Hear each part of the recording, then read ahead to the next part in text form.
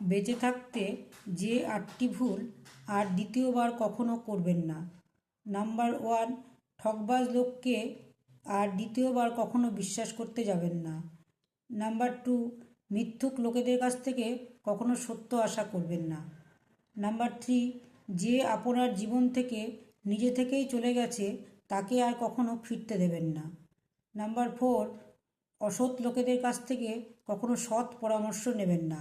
Number 5, অতিরিক্ত অহংকারী স্বার্থবাদী ব্যক্তিদের কাছ থেকে কখনো সময় আশা করবেন না। নাম্বার 6, অমানবিক মানুষদের কাছ থেকে কখনো জ্ঞান নেবেন না। নাম্বার 7, ব্যস্ত মানুষদের কাছ থেকে কখনো বন্ধুত্ব আশা করবেন না।